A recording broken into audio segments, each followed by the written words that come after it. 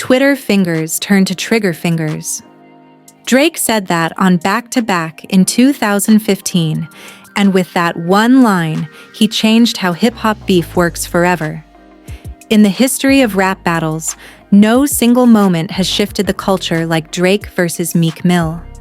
This wasn't just about two rappers going at each other.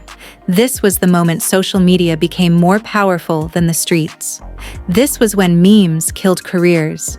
This is how Drake and Meek Mill's beef changed rap forever. According to Meek Mill on his interview with The Breakfast Club in 2018, the beef started because he felt disrespected.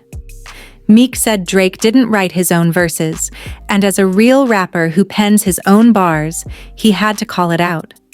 But Drake's version, told through his music and radio appearances, is that Meek was jealous of his success and tried to tear him down with false accusations. The explosion happened on July 21, 2015. Meek Mill went on Twitter and accused Drake of using ghostwriters. He said Drake didn't write his verse on the collaboration track they had together. Meek posted multiple tweets calling Drake fake, saying he didn't write his own raps, and that the culture needed to know the truth. Twitter went insane. Within hours, the tweets had hundreds of thousands of retweets. Hip-hop fans were divided. Some believed Meek, others defended Drake. But everyone was watching. This was different from every beef before it. Meek didn't drop a diss track first. He didn't address it in an interview. He went straight to Twitter. That decision changed everything. Drake waited. For 4 days, he said nothing publicly. People thought maybe he was scared. Maybe Meek was telling the truth. Then on July 25th, Drake dropped Charged Up, a relatively mild diss track. Fans were disappointed. It wasn't aggressive enough.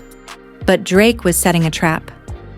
On July 29th, just 4 days later, Drake dropped Back to Back. That track destroyed Meek Mill completely. Drake called Meek out for tweeting instead of making music.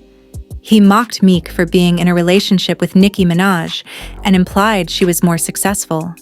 He questioned Meek's relevance in hip-hop. The track went viral immediately. Radio stations played it on repeat. Fans created memes. The music video featured Drake playing baseball and laughing, showing he wasn't even taking Meek seriously. It was the ultimate disrespect. Meek tried to respond with Wanna Know on July 30th, but it was too late. The internet had already decided Drake won. The track had audio issues when it first dropped. The beat was weak. The bars weren't hitting hard enough. Public opinion had completely turned against Meek. Drake didn't just win the beef, he dominated it so thoroughly that Meek became a joke overnight. This is where everything changed for hip-hop forever. Before Drake versus Meek, rap beef was about the music. Nas versus Jay-Z was decided by Ether and Takeover. 50 Cent versus J. Rule was about diss tracks and street credibility. Eminem's beefs were won with devastating lyrical assaults. But Drake versus Meek Mill proved that social media and memes were more powerful than the actual bars. Within hours of back-to-back dropping, Twitter and Instagram were flooded with memes mocking Meek.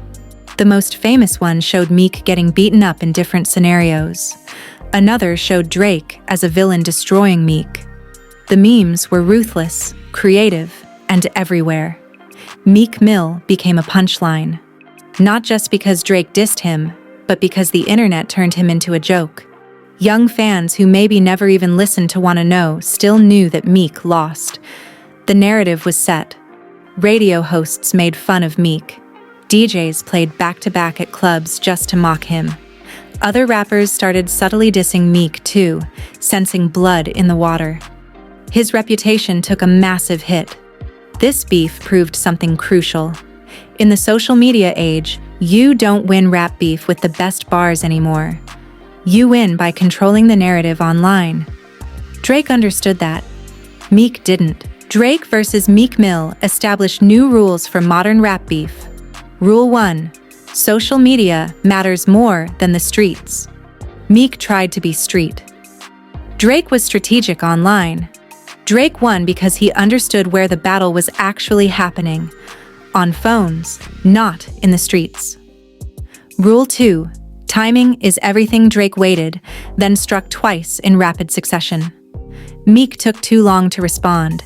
In the social media age, if you wait more than 48 hours, you've already lost. Rule 3. Memes are weapons.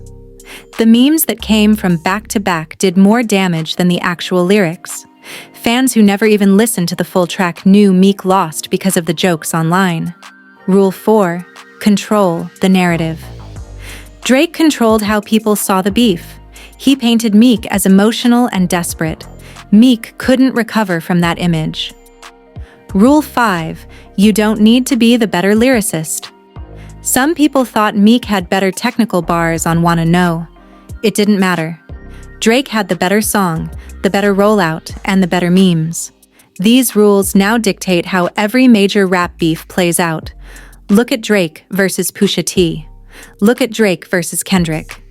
Every modern beef follows the blueprint established in 2015. In September 2018, 3 years after the beef, Drake brought Meek Mill out on stage during a concert in Boston.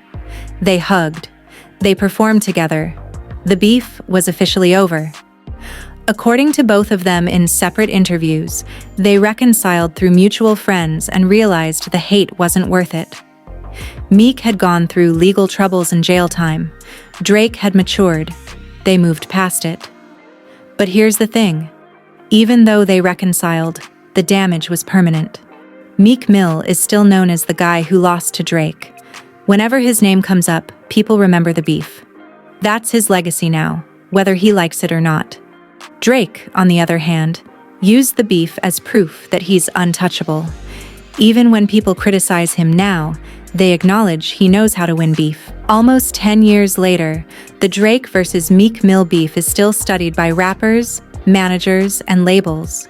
It's taught as a case study in how to handle conflict in the digital age. Every rapper now knows that Twitter and Instagram are battlefields. They know that memes can end careers. They know that timing, strategy, and public perception matter more than just having the hardest bars. Young rappers who came up after 2015 saw this beef and learned from it. They saw how Drake moved and tried to copy it. The entire approach to beef shifted. But there's a darker side too. The beef proved that social media mobs can destroy reputations instantly. It showed that online bullying and mass mockery can have real psychological effects. Meek talked openly about how the public humiliation affected his mental health. The beef also started conversations about ghostwriting in hip-hop. Was Meek right that Drake uses writers? Do we care? Should rappers have to write everything themselves? These debates continue today. Drake and Meek Mill's beef didn't just end with one rapper winning and another losing. It fundamentally changed how hip-hop beef works. It moved the battlefield from the streets to the internet. It made memes as powerful as diss tracks. It proved that public perception beats lyrical ability in the social media age.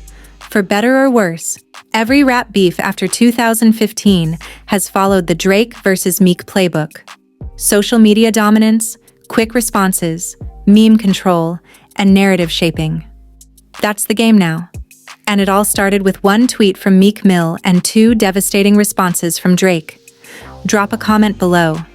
Did Drake really win, or did social media just make it look that way? Would Meek have won in a different era? Let me know what you think.